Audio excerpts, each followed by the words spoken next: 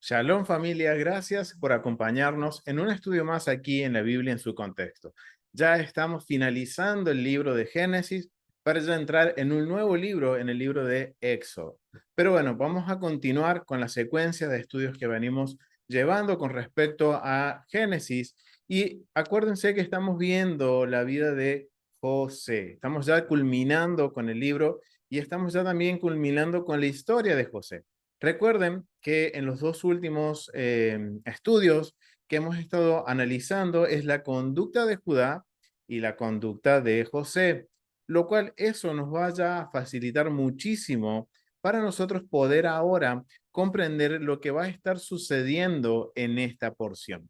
Esta porción que corresponde a esta semana va desde el capítulo 44, versículo 18, al capítulo 47, versículo 27. Pero no nos vamos a enfocar en toda la porción, sino que nos vamos a enfocar en el capítulo principalmente 44, del versículo 18 al 32, porque hay mucho para aprender y ya tenemos una base. Recuerden que hemos estado analizando las conductas de estos dos personajes que son los principales de esta historia.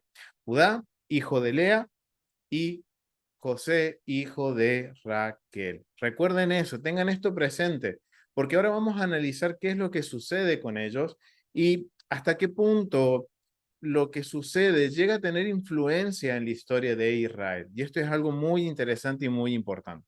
Por eso, quiero invitarlos a que vamos al libro de Génesis, capítulo 44. Permiten que les comparta aquí la Biblia.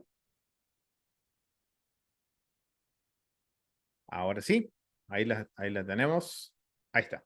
Vamos a capítulo 44 y vamos a leer del versículo 18 en adelante. Y tengamos en mente lo que ya hemos visto de acuerdo a los dos últimos estudios. A la conducta de José, vimos que José pasó por un proceso de 21, 22 años, en el cual vimos que José empezó a madurar. Recuerden que esto lo estamos tomando desde el momento que él tiene el primer sueño hasta el momento en que él es nombrado gobernador o segundo al mando en Egipto, bien, en el imperio egipcio. Y algo similar sucede con Judá, porque recuerden que vimos también la historia de Judá y Tamar, en donde nos marca también la conducta de Judá y el proceso, nos indica el proceso que lleva Judá hasta llegar a este momento en que ahora vamos a ver que Judá y José se encuentran cara a cara, se reencuentran y vamos a analizar lo que sucede con ellos. Vamos al capítulo 44 y vamos a leer del versículo 18 en adelante hasta el 34. Dice así: entonces Judá se acercó a José y le dijo: te ruego, mi señor, que permitas a este siervo tuyo hablarte en privado, sin que te enfades conmigo, porque tú eres como el faraón. Vamos a analizar ese vocabulario. Aquí hay algo bien interesante que está sucediendo, es que ahora Judá está pidiendo hablar personalmente con José. Y el vocabulario que usa es un protocolo real. Recuerden que aún delante de un rey o delante de un gobernante, en el antiguo Medio Oriente, uno no se presentaba como uno quería. Había un protocolo de vestimenta, había un protocolo de vocabulario que se habla, y aquí estamos justamente, miren cómo se dirige Judá a José, se dirige: te ruego, mi señor. Eso es un vocabulario real, que está relacionado, recuerden, con patrocinio y clientela, con vasallaje. Acuérdense que lo vimos en uno de los estudios anteriores. Y aquí vemos cómo dentro de esta historia vamos a aplicar toda la metodología de estudio. Vamos a aplicar, recuerden, la metodología de estudio que estamos usando. Vamos aquí a agrandar un poquito la metodología de estudio que estamos usando. Y aquí vamos a ver que todo está aplicando. En la historia de José en Egipto aplica convenios, justicia y bondad, que es lo que él va a hacer ahora con su familia. A pesar, y eso recuerden que a pesar de lo que pasó, José va a extender justicia y bondad hacia su familia. Hay honor y vergüenza también. Y hay todo un proceso, recuerden también que vimos el proceso en que José se convierte en el segundo al mando y eso fue un proceso de nueva creación. Y todo esto viene de pasar del caos al orden. Y ahora estamos viendo también un poquito acá se está como respetando los espacios sagrados. Recuerden que los gobernantes para Antiguo Medio Oriente, los faraones eran como dioses. Entonces, al ver el vocabulario que usa Judá para dirigirse a José, estamos viendo que él se está dirigiendo como si se estuviera dirigiendo a un rey. Hasta este momento, Judá no sabe que es su hermano, pero lo interesante es que él le pide hablarle en privado. Y recordemos que José siempre se habló con ellos a través de intérpretes, simulando de que él era un egipcio. Sabemos que José lo que ellos hablaban lo escuchaba, pero él siempre habló a través de ellos con intérpretes. Lo interesante es ver ahora que Judá está pidiéndole hablar en privado. Y esto, si analizamos un poco la historia de José y cómo se ha dado estos encuentros con sus hermanos, él de alguna forma le ha dejado saber en ciertos detalles de que él no es un egipcio. ¿Por qué? Recuerden, cuando se sientan a comer con él se sienta a comer aparte de los egipcios y ellos se sientan aparte. Recuerden que una persona que no era egipcia no come con los egipcios. ¿Por qué? Porque era algo que no estaba bien visto. Entonces, vamos a ver si nosotros conocemos un poco la cultura, vamos a ver que siempre José ha estado dejando señales de que él no era un egipcio. Al igual que cuando él le dice, yo conozco al Eterno, yo conozco a Dios. Entonces, ha dado señales. Entonces, es muy posible, es muy probable que en este caso, Judá se haya dado cuenta. Puede ser muy posible. O quizás él está como en última instancia tratando de salvar a su hermano Benjamín. O sea, son las dos posturas que pueden ser válidas, pero lo interesante es ver esto, que él le pide acercarse de forma privada. Y miren el vocabulario. Hay un vocabulario real y esto es algo que nos tiene que llamar a nosotros también la atención porque es algo que también deberíamos aplicar a la hora de dirigirnos al Eterno. No dar órdenes ni tampoco ir con exigencias. Miren cómo Judá se dirige al gobernante de la tierra, no a José, al gobernante. Vamos a verlo desde el punto de Judá. Él no está delante de su hermano, él está delante de su, digamos, en este caso de su rey, podría decir, porque lo está reconociendo como su rey, y esto nos tiene que hacer memoria también los sueños que tuvo José, y esto nos pone, perdón, en la posición de José. Es muy probable que en este momento José se está recordando nuevamente de esos sueños que él tuvo cuando sus hermanos se postraban delante de él. Pero miren la situación aquí. Acá vemos a un Judá que está frente a un rey y él se está dirigiendo de mi Señor. Hay un vocabulario real y que lo vamos a ver durante todas las escrituras. Y esto nos tiene que enseñar a nosotros a la hora de dirigirnos al Eterno. Recuerden que Él es el Rey de Reyes, no nos podemos dirigir como cualquiera. Y acá vemos un ejemplo de cómo una persona se dirige a un rey físico. ¿Cuánto más nos tenemos que dirigir de una forma correcta y respetando un protocolo con el Eterno? Y ese es ahora nuestro desafío de aprender ese protocolo, familia. Pero continuemos. Vemos que ahora se encuentran, ahora dice Judá que él quiere hablar en privado y dice el versículo 19. Cuando mi Señor nos preguntó si todavía teníamos padre o algún hermano, nosotros contestamos a mi Señor que teníamos un padre anciano y un hijo que le nació ya en su vejez. O sea, acá le está haciendo memoria de la situación. Recordemos que aquí Benjamín él estaba preso y que lo querían dejar como siervo de José, porque recuerden, se había acusado de alguna forma de que él se había robado la copa de plata de José. Bien, y era un instrumento bien importante para un gobernante de Egipto. Dice, sigue diciendo la parte B del versículo 19. Nuestro padre quiere muchísimo a este hijo porque es el único que le queda de la misma madre. Recordemos que José y Benjamín son hijos de Raquel. Entonces, sabemos que Jacob amaba a Raquel. Entonces viene a ser como que podemos entender que Benjamín vino a tomar ese lugar del hijo preferido, que tenía José. Entonces, vean la situación. Entonces, aquí se está presentando Judá y miren lo que dice Judá. Judá le está diciendo, entonces, en el versículo 20, perdón, 21, dice, entonces, mi señor, nos pediste que lo trajéramos, porque querías verlo. Nosotros dijimos a mi señor que el joven no podía dejar a su padre, porque si lo hacía, el padre moriría. Recuerden que a Jacob le ha costado pasar esta situación de la pérdida de José. Pero mi señor insistió y nos advirtió que si no traíamos a nuestro hermano menor, no seríamos recibidos por ti. Entonces, regresamos donde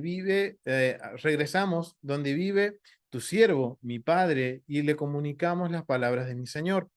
Cuando nuestro padre nos mandó que volviéramos a comprar más alimento, nosotros le respondimos que no podíamos viajar sin nuestro hermano menor, porque no seríamos recibidos por aquel hombre a no ser que nuestro hermano menor viniera con nosotros. Está haciendo un recordatorio y acá le está contando lo que sucedió en Canaán, cuando ellos tienen que regresar. Entonces, habíamos quedado que el hermano menor, alimento, el hombre, y el hermano menor viniera con nosotros. A lo que tu siervo, mi padre, respondió, ya saben que mi mujer me dio 2 hijos, y está hablando aquí de Raquel. Uno de ellos se fue de mi lado. Miren, acá él no está, miren, y esto tengámoslo en mente, porque él no sabe que está enfrente de José. Y le dice, uno de ellos se fue de mi lado y pienso que descuartizó una fiera. Miren qué golpe duro para José. José él no sabía lo que habían tramado sus hermanos, lo que habían dicho a su padre. Y miren lo que ahora él se viene a enterar por boca de su hermano Judá. Se entera de que lo habían hecho pasar por muerto por una fiera del campo. Imagínense esa situación y la situación en la que José se encuentra en este momento. Esto requiere un poco, o más que no un poco, sino un nivel alto de madurez. Porque imagínense esta situación, que se te acerque tu hermano que tú sabes que te había vendido y que resulta que no le dijo a tu padre que te había vendido, sino que fue destrozado por una fiera. O sea, y saber que la situación de su padre, de Jacob, era esta, que estaba en tristeza porque no le habían dicho la verdad. Miren a lo que lleva una mentira. Miren la bola de nieve que se genera en una mentira. Como decimos aquí en Argentina, las mentiras tienen patas cortas. En algún momento se descubren y miren aquí la situación. ¿Cómo se está descubriendo esta situación? Pasaron 22 años, pero está llegando el momento en que la verdad se está revelando delante de José. Ahora tenemos que analizar cuál es la actitud de José al conocer esta verdad. Pero sigamos leyendo. Pienso que descuartizó una fiera, porque no ha vuelto a verlo. Si arrancan de mi lado también al otro hijo y le pasa alguna desgracia, ustedes tendrán la culpa de que este pobre viejo se muera de pena. La vida, pues, de mi padre, tu siervo, está tan unida a la vida del muchacho que si el muchacho no va con nosotros cuando yo regrese, con toda seguridad mi padre, al no verlo, morirá y nosotros seremos culpables de que nuestro padre muera de pena. Este es tu siervo, se hizo responsable ante mi padre de cuidar al muchacho. Miren este vocabulario que usa aquí Judá. Dice, este tu siervo, Judá, se hizo responsable ante mi padre de la situación del muchacho. ¿Qué quiere decir? Recordemos que cuando sale Judá, él hace un juramento con Jacob de que él se hace responsable de la vida de su hermano Benjamín. Y vamos a ver que este juramento va a tener una incidencia tan grande en la historia de Israel que está relacionado con uno de los acontecimientos más importantes de Israel. Pero continuamos leyendo. Dice, le dijo, vamos a dejar esto marcadito porque esto es bien interesante, porque aquí estamos viendo que Judá hizo un juramento. Él se ha hecho responsable de su hermano Benjamín. Le dijo que si, vamos a continuar, dice, si tu siervo se hizo responsable ante mi padre de cuidar al muchacho, está hablando de Benjamín. Le dije que si no se lo devuelvo, la culpa sería mía de por vida. Miren el juramento en el que entró Judá. ¿Y qué cambio de actitud? ¿Qué cambio de actitud hay entre Judá y uno de los hijos de Raquel? Porque recordemos cuál fue la actitud cuando él estuvo, digamos, frente a frente con José después de haber tenido los sueños. Cuando José va a buscarlos al campo. Recuerden esa actitud. Fue Judá quien toma la decisión o quien da la idea, él, el cabeza maestra que dice, vamos a vender a nuestro hermano. ¿Saben cómo lo sabemos? Porque miren, vamos a ir al capítulo 37 y vamos a ver exactamente las palabras que usa Judá con respecto al primer hijo de Raquel. Vamos al capítulo 37 y vamos a los versículos 25, aquí, 25 al 27. Recuerden que aquí ya a José, él ya los encontró, lo habían metido en una cisterna, lo habían puesto en vergüenza sacándole la capa que le había dado su padre que representaba la autoridad de la familia. Y miren lo que dice en el versículo 25 al 27. Después se sentaron a comer. O sea, dice que sus hermanos se sentaron a comer y viendo que su hermano estaba en una cisterna, estaba seguro, angustiado, gritando, preocupado, y sus hermanos hicieron como que no pasaba nada. Mientras comía, vieron venir una caravana de ismaelitas procedentes de Galaad como con los camellos cargados de resinas aromáticas, bálsamos, mirra y que transportaban a Egipto. Entonces, miren quién toma la delantera. Entonces Judá dijo a sus hermanos, saquemos algún provecho si sacamos algún provecho si dejamos morir a nuestro hermano y encubrimos su muerte. Será mejor que lo vendamos a los ismaelitas en vez de poner nuestras manos sobre él. A fin de, a fin de cuentas, es nuestro hermano, es de nuestra propia sangre. Recuerden, no eran hijos de la misma madre, pero sí de la misma padre, del mismo padre. Pero miren lo interesante, cómo aquí el vocabulario de Judá con respecto a uno de los hijos de Rebeca. Aquí vemos a un Judá decidido a todo y dice, bueno, no nos vamos a ensuciar nuestras manos con la sangre de nuestro hermano, porque eso está mal, pero hagamos otra cosa, lo vendamos. Y después inventan la historia de que fue devorado por un animal o una fiera del campo. Entonces, tengamos en mente este vocabulario y ahora volvamos al capítulo 44, a donde nos habíamos quedado. Porque en el capítulo 44 vemos que ahora el vocabulario de él dice, miren la actitud que ahora tiene Judá. Judá él dice, ahora yo he jurado por mi hermano, que recuerden, no es hermano de la misma madre, o sea, es el hermano materno o de la misma madre con José, pero miren la actitud que él tiene ahora con este hijo de Rebeca, perdón, de Raquel, con este hijo de Raquel. Entonces, ahí vemos la actitud, dice, le dije que si no se lo devuelvo, la culpa sería mía de por vida. Por eso ruego a mi señor, permita que yo me quede como esclavo en lugar del muchacho y que éste regrese con sus hermanos. ¿Cómo podrían volver junto a mi padre, si el muchacho no va conmigo? Yo no podría soportar el dolor que sufriría mi padre. Qué contradicción, ¿no? Porque vemos dos Judá totalmente distintos. Por eso es que analizamos la historia de Judá y Tamar. Por eso entendemos ahora por qué está la historia de Judá y Tamar en el medio de la historia de José. Porque ahora tenemos la idea de por qué Judá ahora hay un cambio de actitud, hay un cambio de conducta en él. Y ahora él está que intercediendo, está defendiendo a su hermano y ahora sí realmente le está preocupando la vida de su padre. Porque recuerden que después de lo que hicieron de vender a José, ¿qué hizo Judá? Judá dice que se apartó de su familia, se fue de su familia. Él fue, dijo la mentira y se fue. Y no estuvo al lado de su padre, como nos menciona la escritura que sus hermanos y sus hermanas estaban pendientes de Jacob y viendo la forma de levantarle el ánimo. ¿Qué hizo Judá? Él se apartó de su familia, se fue de su familia y empezamos a ver el proceso de caos que empezó a haber en la vida de Judá.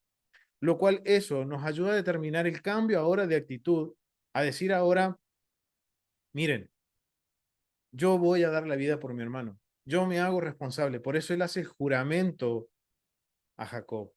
Y miren ahora la actitud en donde él le dice, yo no puedo soportar el dolor del que sufrí, perdón, no podría soportar el dolor que sufriría mi padre.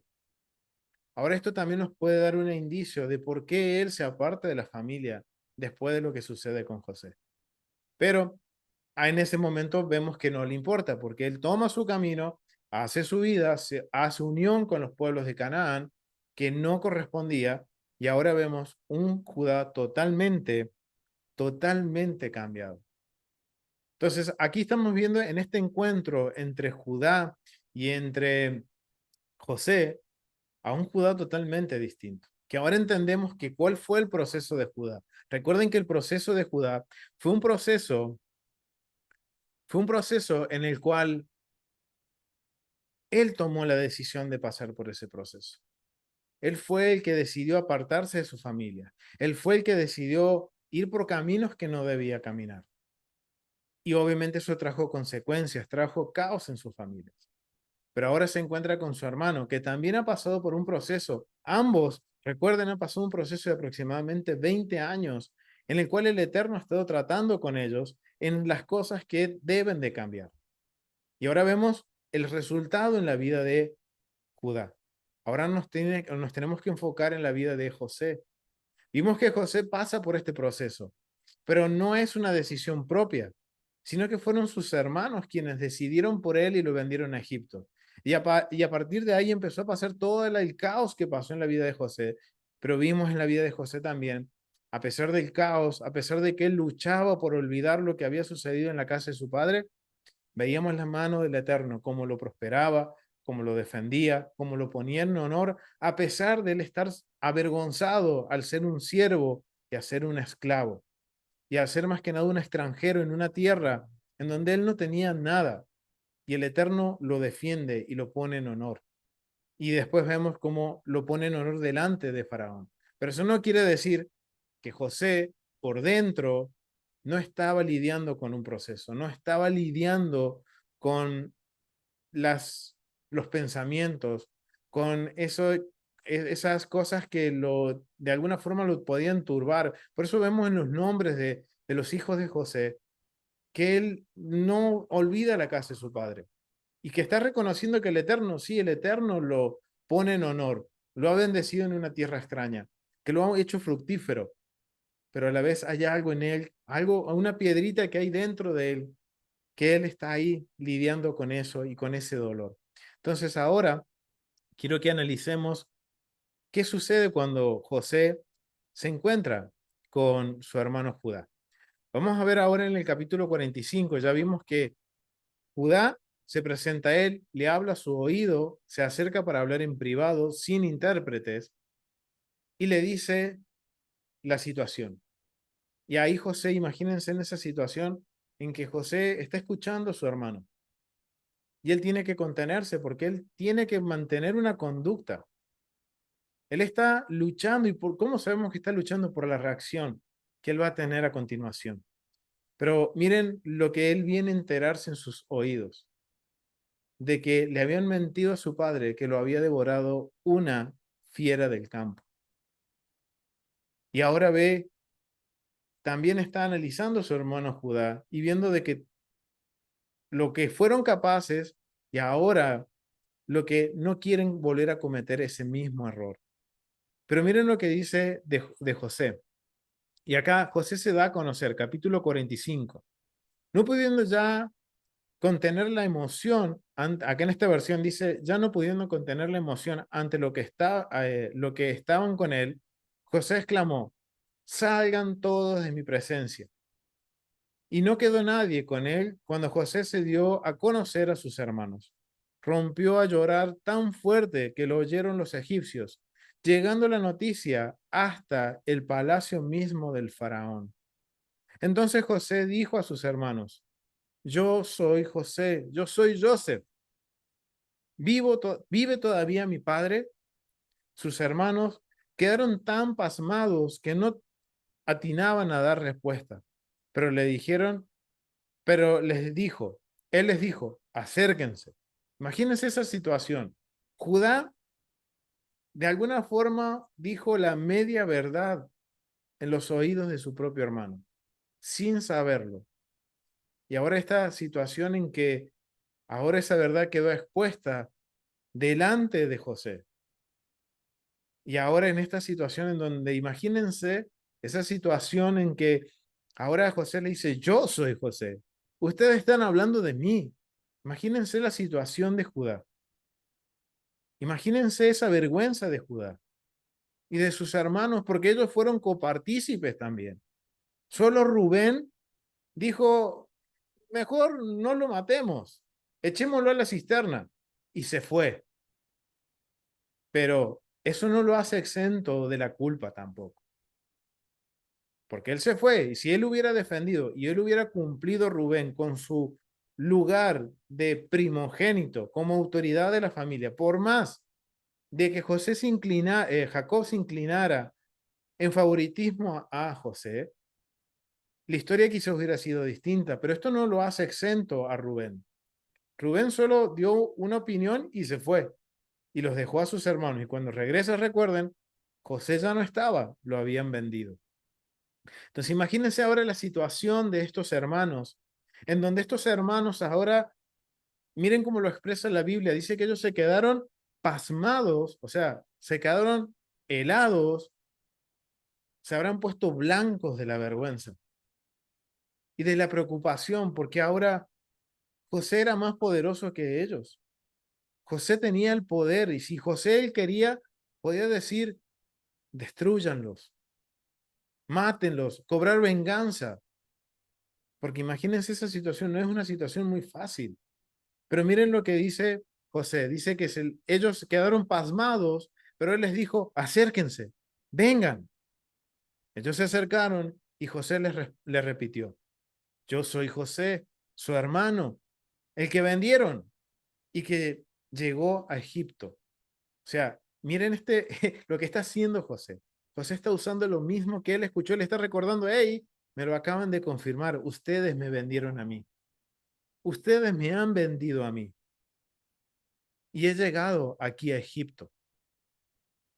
Pero no se, pero no se afligían ni se reprochaban el haberme vendido, pues en realidad, dice, pero no se aflijan, perdón, pero no se aflijan ni se reprochen el haberme vendido, pues en realidad fue Dios que me ha enviado aquí antes que ustedes para salvar vidas. Miren la respuesta de José.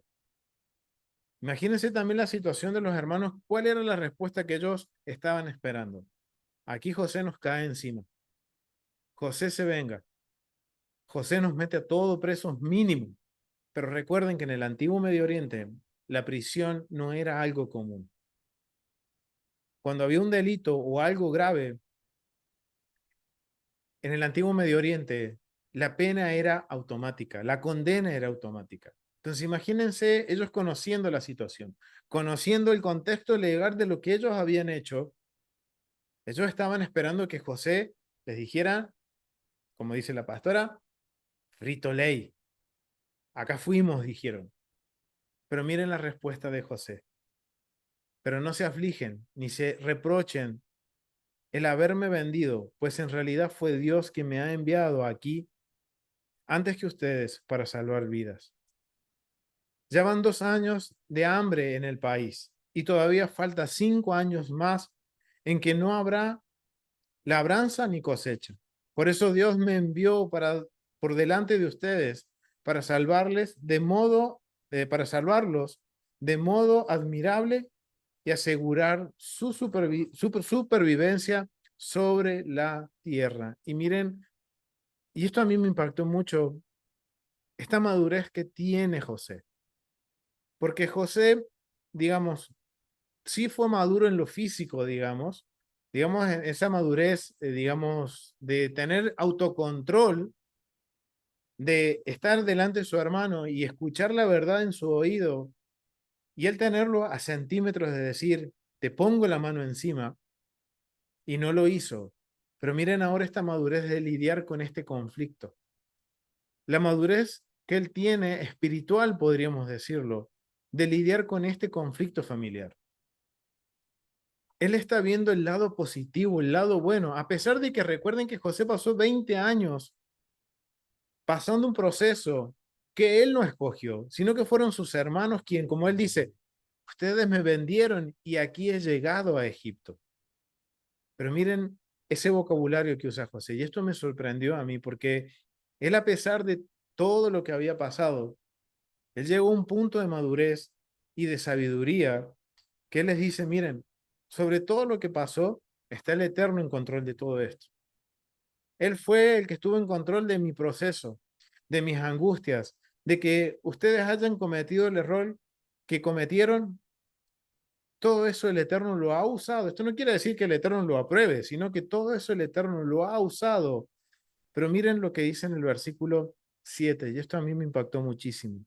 Por eso Dios me envió por delante de ustedes para salvarlos de modo admirable, para guardar que el honor de la familia de Jacob. Recuerden que Jacob había ahora su nombre era Israel, y aquí se nos va a presentar a un Jacob como Israel, porque estamos hablando que está en un, digamos, está haciendo lo correcto, la voluntad del Eterno. Por eso Jacob ahora lo vamos a ver que en la historia se empieza a nombrarlo como Israel. Pero miren, esto a mí me sorprendió porque José podría haber dicho, ¿saben qué? Muéranse de hambre. Pero él dice, no, el Eterno estuvo en control de todas estas situaciones. Sí, no fue la voluntad del Eterno, pero el Eterno usó todas estas circunstancias. ¿Para qué? Para que tanto Judá madurara y veamos aún un Judá totalmente distinto, pero también vemos a un José totalmente distinto. A un José que, a pesar de que él tiene ahora el poder en sus manos, él tiene ahora la decisión como hacían los romanos, el César romano, sube el pulgar o baja el pulgar. Pero ¿qué hace José? Dice, Dios estuvo en control, le da la gloria al Eterno. Y a pesar de que uno dice, wow, sí, son situaciones difíciles, pero José le dio la gloria al Eterno en todo momento. En los momentos buenos, pero también en los momentos no tan buenos delante de los ojos de José. Algo que podemos aprender y aplicar a nuestras vidas, familia. ¿Cuántos de nosotros nos estamos pasando por alguna situación, por alguna prueba? ¿Saben qué? Son las consecuencias de las cosas que hicimos mal. Pero si estamos nosotros aferrados al Mesías, Yeshua, y al Eterno, al Dios de Israel, vamos a tener la sabiduría para sobrellevar esas consecuencias y tener, como hablando militarmente, de tener, digamos, lo que es daños colaterales mínimos por las malas consecuencias. Eso no nos hace exento, pero al estar con el Eterno vamos a tener un poco más de tranquilidad al pasar estas turbulentas aguas por nuestras consecuencias. Y es lo que está sucediendo con José. Y él está viendo en todo al Eterno. Recuerden que él nunca dejó de darle la gloria al Eterno. Él siempre le dio hasta delante del faraón, se paró y le dijo, es el Dios de Israel quien te va a dar la revelación de tu sueño. No voy a ser yo, va a ser el Dios de Israel. Pero ¿qué sucedía dentro de José? Y eso lo expresa en los nombres de sus hijos. Y miren ahora lo que él dice. En versículo 7. Por eso Dios me envió por delante de ustedes para salvarlos de modo admirable, o sea, guardando el honor de su familia, guardando el honor de su padre, el honor de sus hermanos. Miren, sus hermanos fueron los que lo vendieron, los que le mintieron a Jacob, fueron los que de alguna forma los causantes de que José llegara a Egipto y pasara lo que pasó. Pero a pesar de todo eso, el Eterno lo usó para bendecir a José y para bendecir a esos hermanos que lo habían traicionado y asegurar su supervivencia sobre la tierra. Miren, esto es algo bien interesante y esto nos marca la madurez de José, el proceso que pasó José. Y el versículo 8, miren lo que dice. Así que no fueron ustedes quienes me enviaron aquí, sino Dios. Miren lo que está viendo José. Ahora él sabe la historia completa de lo que pasó y está diciendo, sí, fue la culpa de mis hermanos, pero en todo esto estuvo Dios y fue Dios quien me envió a este lugar. Él me ha constituido consejero del faraón, señor de su casa y gobernador de todo el país de Egipto. Así que suban sin tardanza a donde está mi padre y díganle, así dice tu hijo José, Dios me ha hecho señor de todo Egipto. Ven a verme cuanto antes. Y vivirás en la región de Gosén y estarán cerca de mí, junto con tus hijos, tus nietos, tus ovejas, tus vacas y todas tus posesiones. Esta hambre durará 5 años más, pero yo te proporcionaré lo necesario para que subsista tu familia, tú, tu familia y todo lo que posees. Mi hermano Benjamín y ustedes mismos son testigos de que yo soy en persona quien hablo. Cuéntenle a mi padre el prestigio que tengo en Egipto y todo lo que han visto y traigan aquí a mi padre cuanto antes. Miren qué interesante ver esta relación entre estos dos hermanos. Y ahora analizar la situación y ahora entienden por qué nos enfocamos antes de llegar a este punto en conocer las vidas de Judá y de José, porque ahora entendemos que ellos son personas como nosotros, que cometen errores, que sufren consecuencias por las malas decisiones que tomaron, pero vemos las maneras en que nos toca lidiar con todo esto. Y esto es algo que podemos aprender. Muchas veces, es más, el 100% de las veces, las cosas que nos pasan es por culpa de nuestra familia. Lo vemos en Judá, lo vemos en José. Quizás algunas veces lo vemos que son por culpa de otros, que tenemos que pagarle de alguna forma los platos rotos, pero eso el Eterno lo usa, ¿saben para qué? Para probarnos familia, para que también nosotros empecemos a conocer quiénes somos y empezar a pulirnos y empezar a mejorar. Miren, acá ya hay un factor común que se está repitiendo varias veces y hay un patrón en esto. ¿Cuál es la situación que estamos viendo aquí? Que hay hambre. No es la primera vez desde Abraham hasta José que se habla de hambre. Porque miren, vamos al capítulo 12 de Génesis. Vamos a volver un poquito antes y hacer memoria de todo esto. Porque ahora tiene que cerrarnos la idea y tenemos que cerrar esta historia para continuar con lo que viene, con la historia que viene de Israel. Vamos al capítulo 12, versículo 10, y dice lo siguiente. Y aquí está hablando de Abraham en Egipto. Otra vez, miren el patrón desde Abraham. Dice, pero sobrevino un hambre en aquella región y como el hambre apretaba, Abraham bajó a Egipto para establecerse allí. Cuando ya estaba llegando a Egipto, Abraham dijo a Sarai, su mujer, y ahí sabemos la historia. Pero miren, ¿qué sucedió? Había hambruna en esa región. Y acuérdense de lo que aprendimos cuando vimos estos versículos.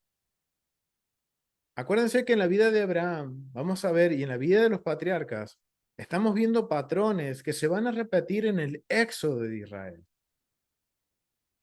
Son algunos detallitos que desde Génesis nos van dando luces de lo que va a suceder ahora en la historia de Israel cuando empecemos a ver Éxodo, pero también son luces que los alumbran un poco más allá en los tiempos finales. Es algo que va a volver a acontecer. Y vemos que hay hambre, capítulo 12, versículo 10. Y esto vemos en la vida de Abraham. En la vida de Isaac sucede exactamente lo mismo. Vamos al capítulo 26. Capítulo 26, versículo del 1 al 6. Dice, por aquel tiempo la región volvió a qué? A sufrir hambruna, aparte de lo que había padecido anteriormente en el día de Abraham. Por eso Isaac Se dirigió a Gerar, donde residía Abimelech, rey de los filisteos. El Señor se le apareció y le dijo, no bajes a Egipto, quédate en la tierra que yo te indique. Sucede exactamente lo mismo con Isaac. En la historia de Isaac, otra vez hambre y hay un exilio y está sucediendo lo mismo con Abraham. Entonces esto nos indica, este patrón al repetirse, también va a suceder con la vida de Jacob. Y vamos al capítulo 47, perdón.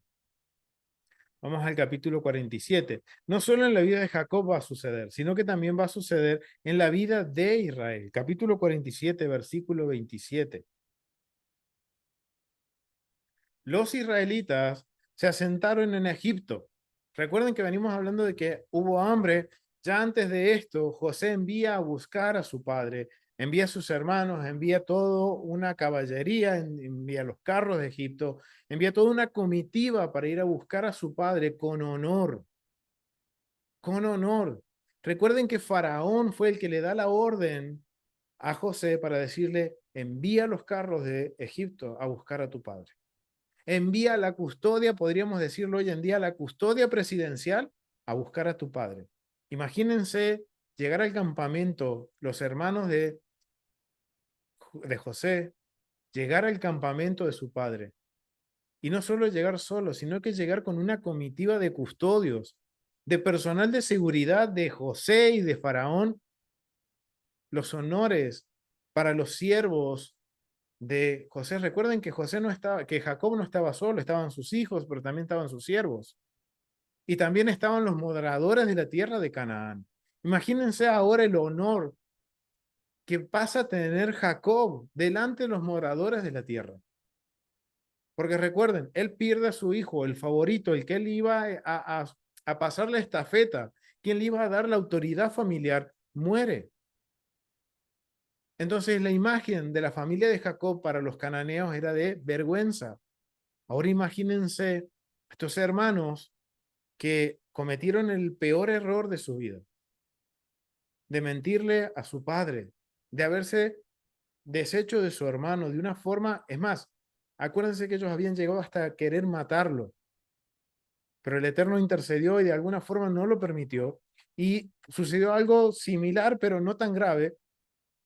Entonces imagínense ahora estos hermanos llegan escoltados con la custodia de José, con la custodia del faraón, con los carros de guerra de faraón. O sea, el honor para Jacob. Y ahora, cuando ellos llegan, reciben el honor también de faraón. ¿Por qué? Porque faraón está siendo recíproco con José.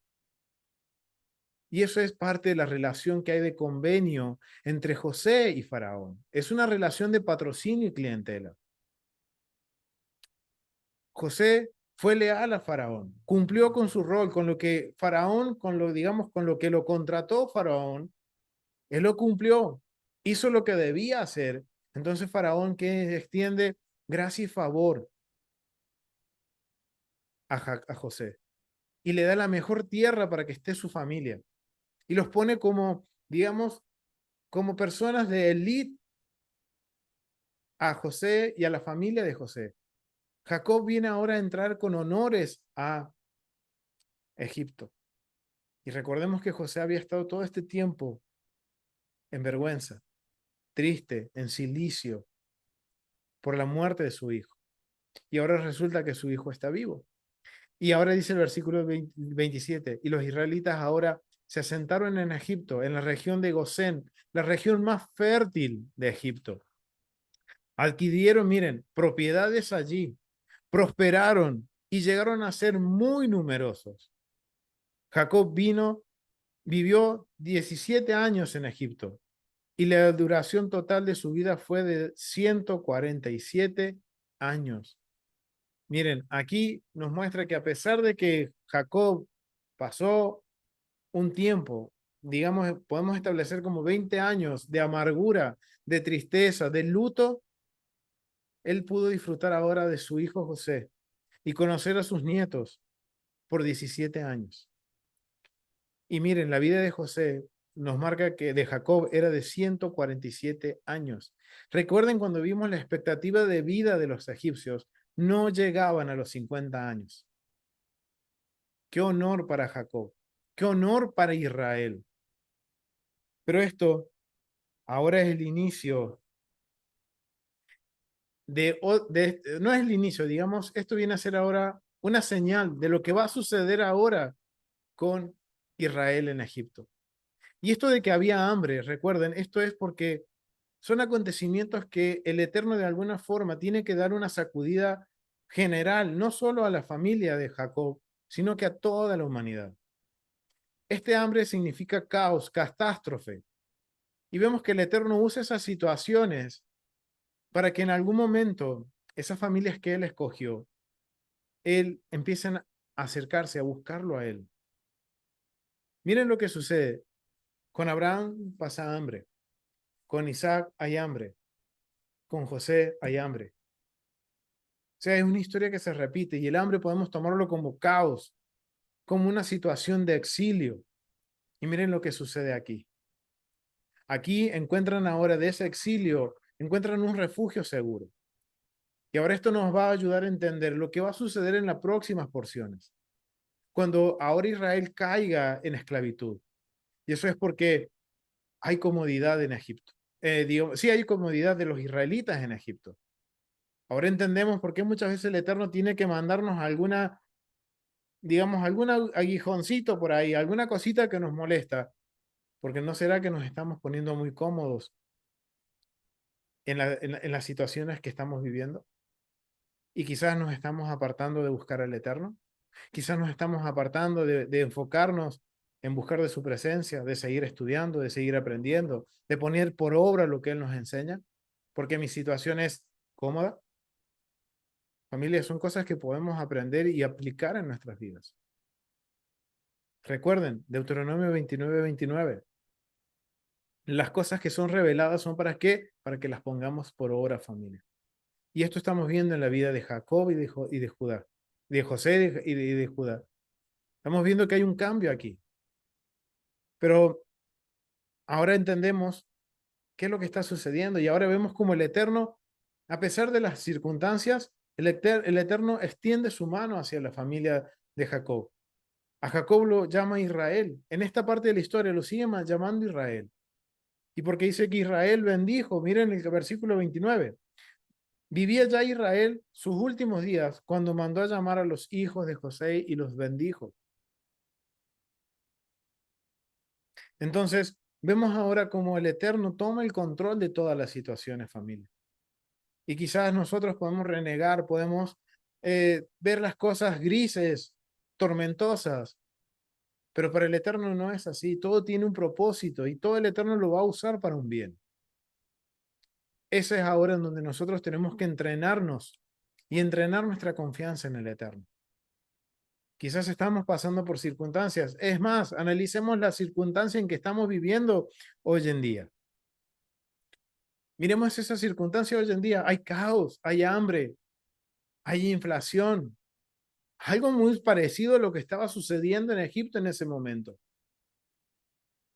Vemos más adelante que los mismos egipcios terminaron empeñando sus tierras, sus ganados para poder comer. Familia, hay algo que esto está sucediendo hoy en día. Y esto vemos que es cíclico. Y esto el Eterno lo permite, ¿saben para qué? ¿Para qué? Para que aprendamos a confiar en Él. Para que aprendamos a aferrarnos a Él. Y quizás esto es algo que nos genere incomodidad, familia. ¿Para qué? Para que empecemos a buscar de su presencia. Y es algo interesante ver todo esto en la vida de José y en la vida de Judá y ver esos cambios. Y ahora entendemos por qué muchas veces nosotros tenemos que pasar por ciertas circunstancias, pasar por las consecuencias, porque el Eterno que quiere que cada día vayamos madurando, que cada momento, que cada prueba que pasamos sea no para mantenernos dando vuelta en lo mismo, sino para que vayamos subiendo de nivel, vayamos aprobando. Recuerdan, hay un dicho que dice que la vida es una escuela. Sí, señores, es una escuela. Y nuestra relación con el Eterno es una escuela. Y el Eterno quiere que cada vez estemos más cerca de Él. Acuérdense que la historia bíblica es como una espiral en ascenso. vamos a ver que las circunstancias son las mismas, los actores son distintos, pero siempre llevan a un propósito, a llevarnos a un nivel más alto. Y eso es lo que el Eterno quiere para nosotros. Familia, es hora de que empecemos a analizarnos, analizar las situaciones. Y ¿saben qué, familia? Esto nos va a ayudar también a crecer y ayudar a otros a crecer. Pero antes de culminar, quiero compartirles algo como estudiante del templo que me impactó muchísimo. Porque esta relación que vemos entre un hijo de Lea y un hijo de Raquel, ¿saben una cosa, familia? Se ve reflejada en el templo, en la construcción del templo.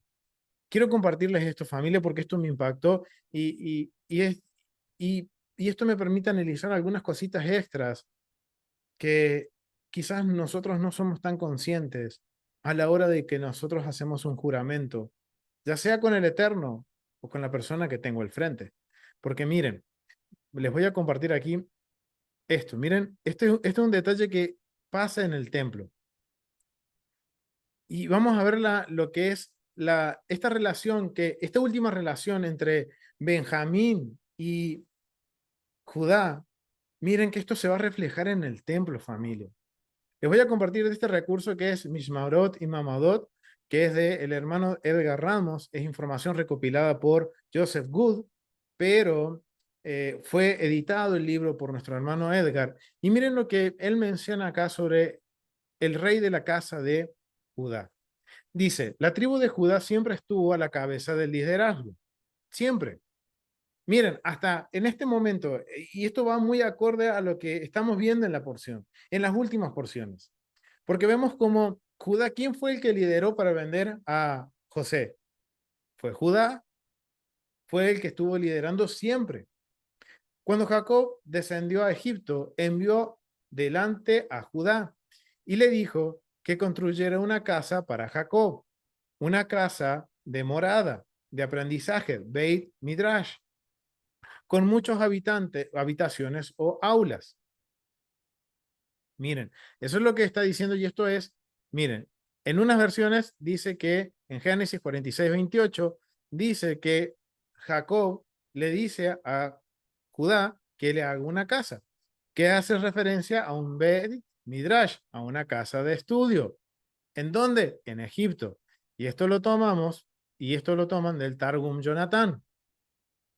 Y también lo toman del Ezra Quanim, capítulo 1. Son escritos, y esto es viéndolo desde la perspectiva hebrea, familia, ¿no? Entonces vemos que Judá está liderando, siempre está liderando, pero aquí miren esto algo tan particular, porque está liderando que la construcción de una morada en donde ¿qué se va a enseñar? Recuerden que qué era lo que se caracterizaba la familia de Abraham, qué es lo que tenía que enseñar Abraham a sus hijos, los estatutos, los mandamientos y las leyes del Eterno.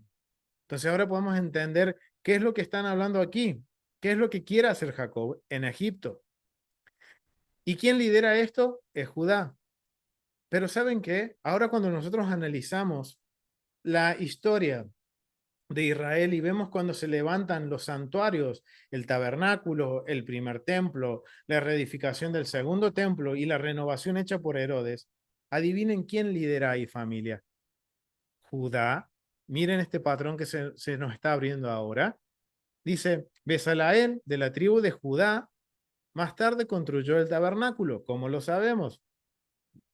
Vamos aquí a Éxodo, capítulo 31, versículo 6. Del 1 al 6, nos menciona que Judá, que Besalael era de Judá.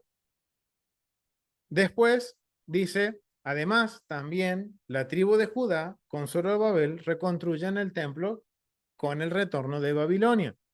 Esto va a estar en Esdras, ay, perdón, aquí, en Esdras capítulo 2, del párrafo 1 al 12. O sea, siempre estamos viendo que Judá está relacionado con qué? Con la edificación de un santuario.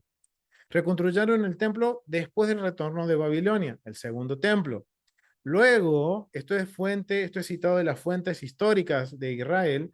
Luego, la casa de Gileel también de Judá, supervisó al rey Herodes con la construcción o la reconstrucción del segundo templo. O sea, estamos viendo que Judá tiene ahora una participación bien importante en lo que es la construcción del tabernáculo, la construcción del templo, la reconstrucción del segundo y la renovación del segundo.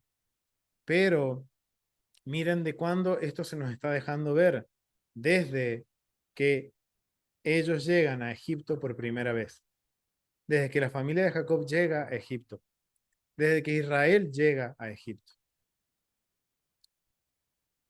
Es Judá a quien le pertenece el cetro. O sea, la autoridad viene de Judá. Eso lo vemos en Génesis capítulo 49, versículo 10, lo vamos a ver ahora en la próxima porción. Cuando Jacob bendice a sus hijos, a Jacob, a Judá, lo bendice con el reinado. Él va a reinar sobre Israel. De él va a venir toda justicia. Y miren qué contradictorio ese cambio que sucede en la vida de Judá. De ser el que vende a su hijo, a su hermano, y también planean matarlo, ahora ese mismo Judá es transformado por su proceso y ahora su padre lo bendice como la autoridad de Israel, de la nación de Israel. Esto está hablando a futuro. Él es designado para ser rey y para construir la casa del Eterno. ¿Y eso cómo lo sabemos? Cuando David recibe la instrucción y el tamid, el diseño para levantar la casa del Padre. Una vez que el rey David fue ungido, él y Samuel, el profeta, tomaron el libro de Josué y comenzaron a buscar el lugar donde se construiría el templo santo. Entonces, el lugar donde dice, perdón, el lugar dice, y comenzaron a buscar el lugar donde se construiría el templo santo. Encontraron el lugar donde dice la frontera subió y entendieron que este era el lugar correcto donde se construiría el templo, en el territorio de Benjamín. Miren, nosotros siempre pensamos que el templo fue construido en Judá, porque Jerusalén es de Judá, pero una parte de Judá, precisamente la parte del monte del templo, está sobre Benjamín. Y esto que dicen, la frontera subió, ellos los están tomando de Josué capítulo 18, versículo 1. El monte Moria, la montaña del Eterno, el Sanedrín y el Sanedrín también estarían al lado del templo, siendo parte del territorio de Judá. Este es el lugar que el rey David compró a Aruná, el Jebuseo. Y eso lo vemos en 2 de Samuel 24, 24, 25. Y miren, aquí hay una fotito del templo. Esto es una vista del mapa del templo. Miren qué interesante. Esto que vemos en la línea de rojo es el perímetro de los 500 por 500, el perímetro que es el perímetro original que se nos menciona en Ezequiel capítulo 42, que es el perímetro, perdón, 44, que es es totalmente, es el perímetro original. Bien, dentro de ese perímetro se va a encontrar el edificio del templo, el altar, se encuentra también el lugar donde se preparan las ofrendas, el atrio de las mujeres con sus 4 cámaras y los 4 edificios principales de la administración del templo. Bien, familia, quiero invitarlos a que vayan a tesorosdeltemplo.com y ahí se encuentra de forma gratuita un recorrido virtual del templo, en donde vamos a poder recorrer cada uno de estos edificios y conocer bien la ubicación exacta y qué se hacía en cada edificio. No me voy a detener en eso porque está ese estudio disponible ya en Tesoros del Templo. Los animo, familia, a que se suscriban, que sean parte de la plataforma y que podamos estudiar el templo. Entonces, vayan a ese video y para conocer aún más en detalle estos edificios. Pero bueno, a grandes rasgos, vamos a ver que hay una línea en el medio, esta línea que está aquí. Esa línea viene a ser como la línea de separación entre las dos fronteras, entre Benjamín y la casa de Judá. Miren qué interesante. Hacia el sur oeste, vamos acá, déjenme un segundito para que podamos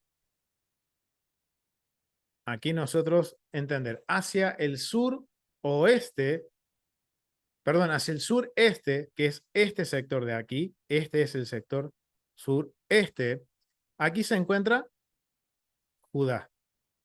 Y hacia el noroeste se encuentra Benjamín. Ahora analicemos dentro del plano del templo qué es lo que vamos a ver.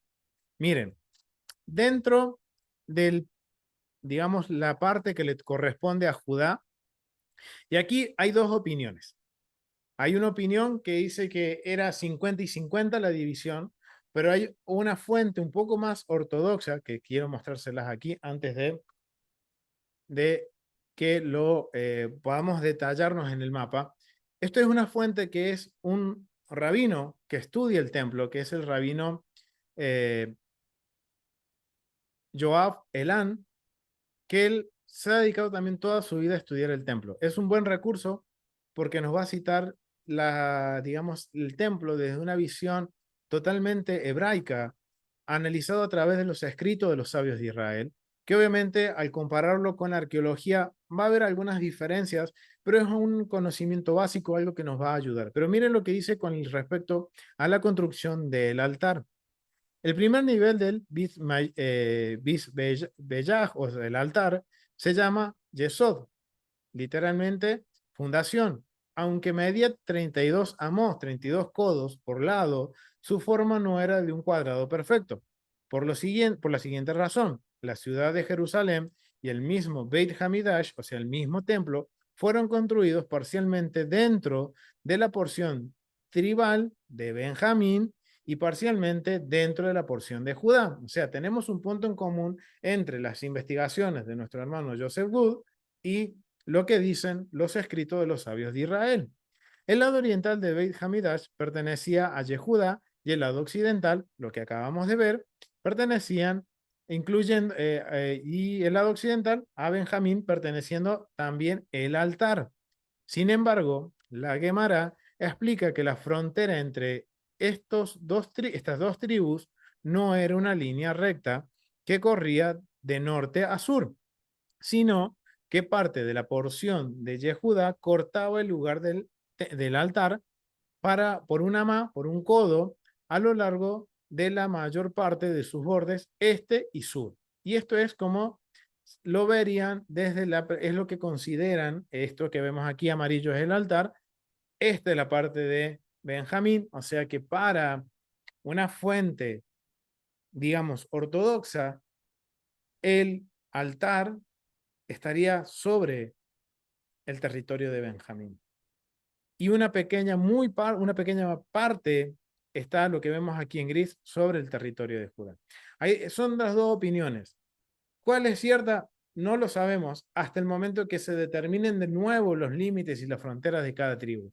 Pero sí lo que podemos llegar como punto en común es que el templo estaba sobre el territorio de Benjamín y sobre el territorio de Judá. Entonces, recordemos, aquí al dibujito, porque vamos a analizar entonces las cosas que podemos encontrar dentro de cada territorio de los edificios del templo. Entonces, dijimos que hacia el este se encuentra Judá, hacia el oeste se encuentra Benjamín. Bien, y ahora vemos que ya sea el 50% del altar o un 10% del altar queda en Judá, es válido. Igual decir todo el altar o el 50% del altar queda en Benjamín, es válido. Hasta que no sean determinadas las nuevas fronteras o delimitadas las fronteras originales, no lo sabemos. Pero sí podemos llegar a este punto en común, que el templo estaba parte y parte. Bien, vamos a analizar el sector de Judá. En el sector de Judá vemos que se encuentra gran parte del atrio de las mujeres y se encuentran tres de las cámaras que componían el atrio de las mujeres. Pero miren algo muy interesante que hay en el lado de Judá. En el lado de Judá se encuentra la casa de Aptinas, que es este edificio que le estoy marcando aquí. Esa es la casa de Aptinas, o también conocida como la casa de la piedra labrada. ¿Saben por qué?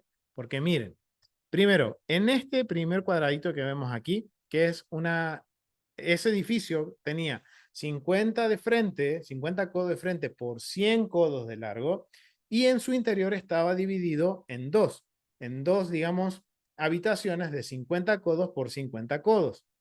En el primer edificio en el que les marqué aquí, ahí se encontraba el Kior, que era el lavacro de bronce, en donde los sacerdotes lavaban sus manos antes de entrar al servicio del templo. En esa misma habitación estaba el vestier o estaba, digamos, el closet, el vestíbulo del sumo sacerdote, y también estaba el lugar donde el sumo sacerdote era aislado por 7 días antes de Yom Kippur. Todo eso estaba sucediendo aquí, en ese edificio. Pero recuerden la bendición de Judá. ¿Cuál era? Que de él iba a regir, Judá iba a regir, que iba a traer justicia.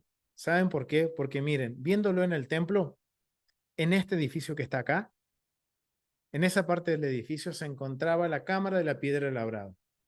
Y ustedes se preguntarán, ¿y eso qué es? Es el lugar de la Corte Suprema de Israel. La Corte Suprema de Israel operaba en el territorio de Judá. Ahora recordemos el Salmo 122.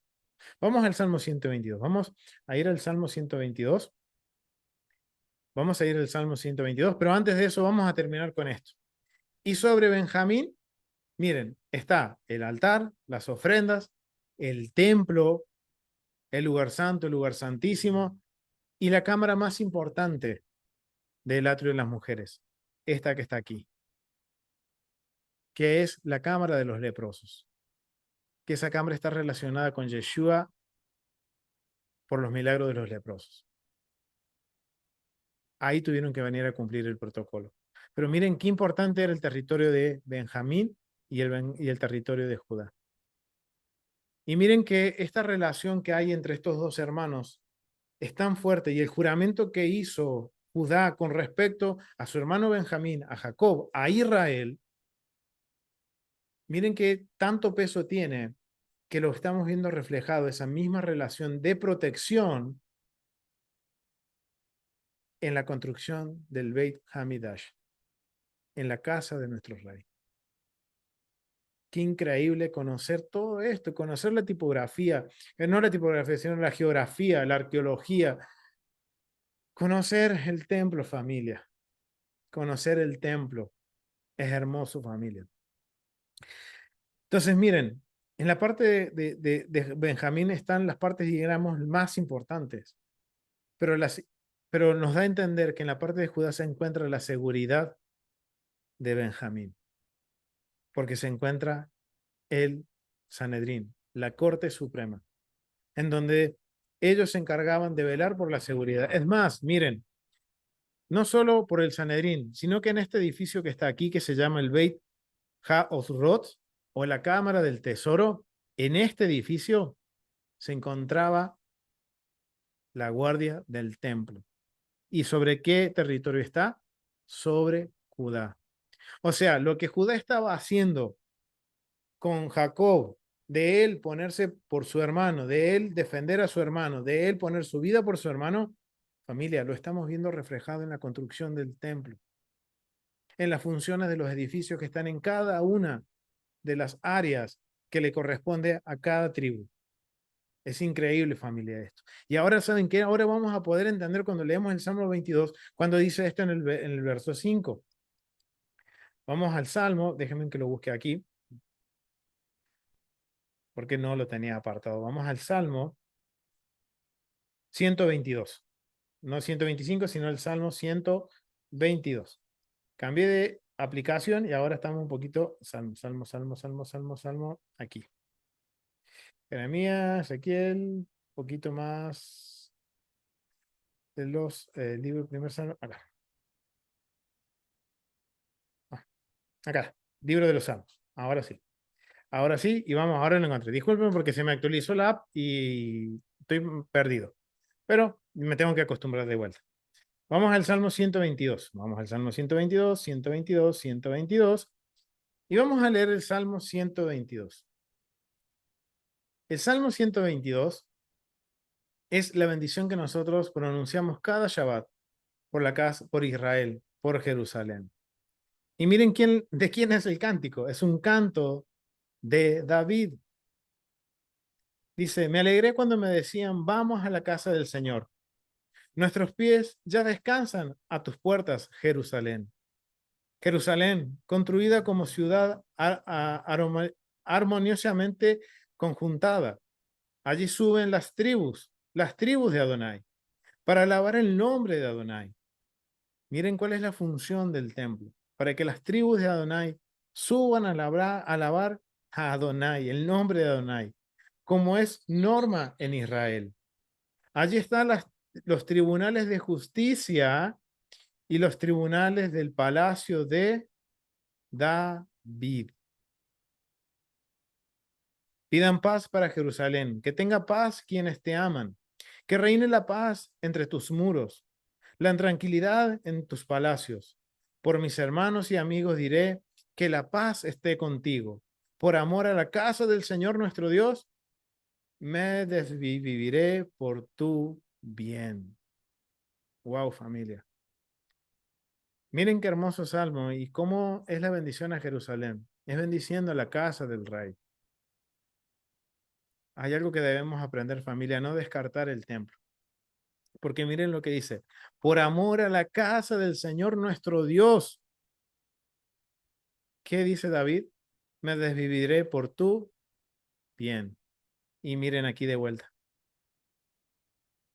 Aquí se encontraba el tribunal, las sillas de justicia, las sillas de juicio. Estaban en Judá. Perdón, en el territorio de Judá, en el territorio de David. Y miren lo que decía David. Por amor a la casa de Adonai, yo daré mi vida. Increíble familia, ¿no? Increíble que esta porción poderla conectar con el templo y poder ver que lo que había sucedido entre Benjamín y Judá traspasó esa historia y llegó al punto que el Eterno consideró eso a la hora de levantar su casa, a la hora de diseñar su santuario, su morada. Él tomó en cuenta lo que Judá había dicho. Entonces, ¿qué hizo? Dio la instrucción de decir, listo, Judá, vas a encargarte de la protección de tu hermano Benjamín. Y eso es lo que estamos viendo reflejado aquí en la construcción del templo, familia. Y eso a mí me impactó muchísimo, más siendo un estudiante del templo y estar aprendiendo todas estas cosas y decir, wow, Señor, cuánto pesan nuestras palabras. ¿Cuánto pesan nuestras palabras? Familia, porque para concluir quiero dejarlos con estas conclusiones. Primera conclusión que podemos sacar de todo esto, familia. Los procesos y que no estamos exentos a pasar por estos procesos, ya sea que seamos culpables o que por consecuencias de un tercero tengamos que lidiar con ciertos procesos.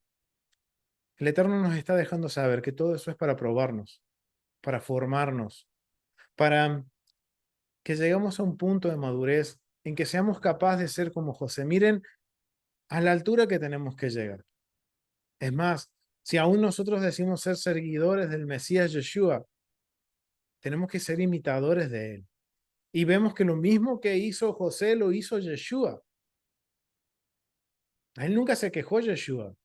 Él pudo haber, como le decían, que bajen los ángeles a defenderte. Y él tenía la autoridad. Y él no lo hizo. Y él dijo, ¿qué es lo que dijo? Padre, perdónalos. No saben lo que dicen. José está haciendo exactamente lo mismo. Familia, si de nosotros decimos ser seguidores del Mesías Yeshua, ¿saben lo que quiere decir en hebreo? O cómo se entiende en el mundo hebreo ser seguidor de un maestro? Es caminar por donde ese maestro caminó.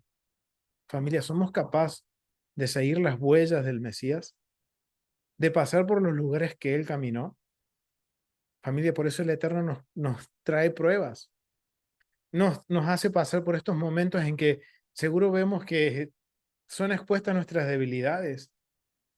Somos expuestos, nuestros caos son expuestos. ¿Saben por qué? Porque necesitamos madurar, familia. Y aún más, nosotros con nuestros labios estar reconociendo que Yeshua es mi Mesías, es el Mesías, y que Él es mi maestro, Él es mi pastor. Familia, tenemos que hacer lo que Yeshua hizo. Ese es el estándar con el cual somos medidos. Entonces, familia, esta historia nos enseña como conclusión a que sí vamos a pasar por procesos, pero esos procesos tienen un propósito.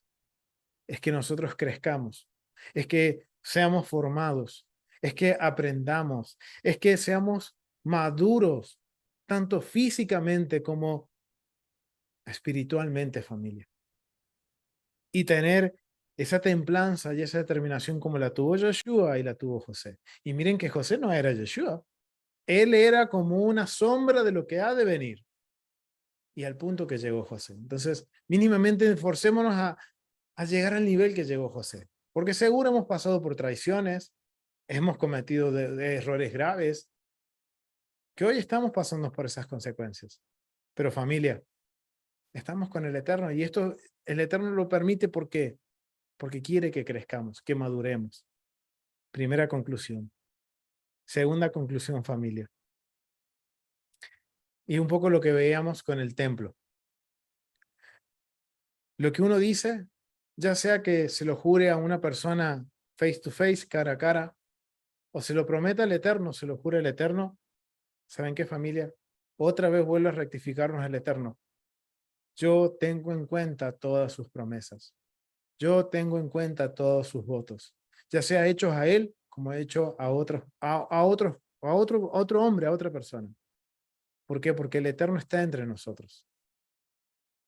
Y si nosotros somos creyentes, si nosotros ahora somos, eh, estamos diciendo, creo en el Dios de Israel, creo en Yeshua, somos su representante familia. Entonces, si yo juro con otra persona, el Eterno lo va a tener en cuenta porque yo estoy representándolo a él delante de la otra persona que quizás no es ni siquiera creyente. Mi palabra pesa. Y lo vemos que pesa tanto, familia, que miren este mejor ejemplo que nos puede dar la escritura. La relación de Benjamín con José, con Jacob, con Judá, perdón, con Judá. Miren cuánto pesaron las palabras de Judá delante de su padre que era Israel. Miren cuánto pesó esas palabras que influyó en el diseño del templo. Entonces, ¿cuántos más nuestras palabras también van a influir en el diseño del Eterno? En cómo vamos a llegar a la meta que el Eterno tiene para nosotros. Recuerden que algo que llegamos a la conclusión en el estudio pasado, de nosotros depende, familia, cómo va a ser ese camino hasta la meta. ¿La vamos a hacer fácil o la vamos a hacer difícil? Pero eso depende de mí, depende solo de nosotros, familia.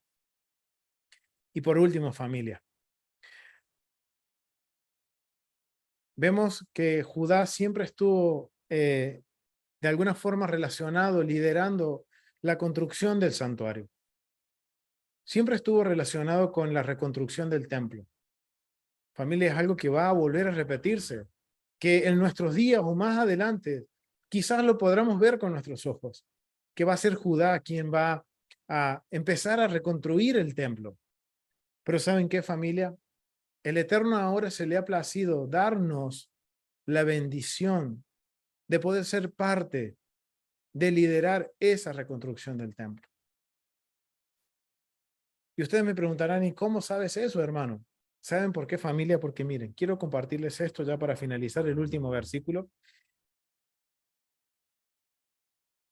Quiero compartirles esto porque el Eterno nos está dando la posibilidad de poder ser parte de ese plan, de levantar de nuevo su santuario, de poder levantar de nuevo su templo. Y Él nos está haciendo parte. Miren, Ezequiel capítulo 43. Familia, y esto nos tiene que llamar mucho la atención a cada uno de nosotros, familia. Esta es una bendición que el Eterno nos da, de que ya no es solo Judá quien va a liderar la construcción del templo. Familia, somos nosotros también como casa de Israel. Miren lo que dice en el versículo 10 al 12. Dice, en cuanto a ti, hijo de hombre, le está hablando a Ezequiel, describe este templo a los israelitas. Familia, a Israel, somos parte de Israel, hemos sido injertados en Israel por nuestro Mesías Yeshua. O sea, esto es para nosotros, familia. Miren lo que dice. Diles, dice versículo, uy, se me fue. Que lo guarde la versión. Ezequiel, familia, por favor, cierren los micrófonos, gracias. Estamos en Ezequiel capítulo 10. En cuanto a ti, hijo de hombre, describe este templo a los israelitas para que se avergüencen de sus pecados cuando observen sus medidas y estructura. Se avergonzarán de todo lo que han hecho. Infórmenles del plano y la estructura del templo, de sus salidas y entradas, y de todas las instrucciones y disposiciones sobre él. Dibújalo ante ellos para que puedan respetar todas las instrucciones y disposiciones y las cumplan. Esta es la ley relativa al templo, situada en la cumbre del monte. Todo el territorio que lo rodea es especialmente santo. Familia, estos son los versículos que nos hacen parte a nosotros, nos da este indicio de que somos parte de que el templo sea reconstruido. Y nosotros, como Israel, en otras versiones dice casa de Israel, es un poco más directo a quien le está hablando. Pero nos está hablando a todos nosotros, familia. Y miren, el propósito es ¿para qué? Para que nos arrepintamos de nuestros pecados.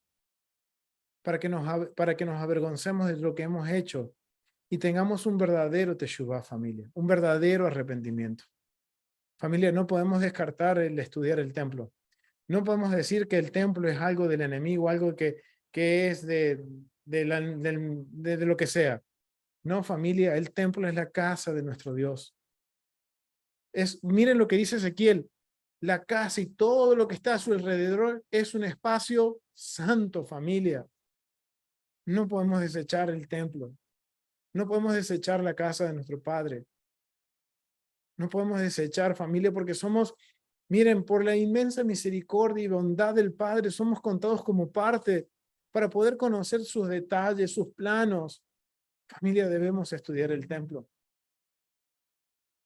Padre, es algo que debemos aprender, familia, y que el Eterno tenga misericordia de nosotros y nos dé la bendición y la posibilidad de seguir aprendiendo. Familia, porque eso también, miren lo que nos está enseñando esos versículos. Si yo tengo un verdadero arrepentimiento, si mi arrepentimiento es, mi teshuva es sincero, yo no voy a descartar la casa de mi padre. No voy a descartar estudiar los mandamientos, las leyes que van con respecto al templo. ¿Saben por qué? Porque eso me va a enseñar a mí a llevar una vida conforme a lo que el Eterno quiere, de acuerdo a su voluntad. Recuerden que Pablo dice, Pablo Pedro, ahora me acuerdo, que dice que somos templo del Espíritu Santo. Es Pedro quien lo dice.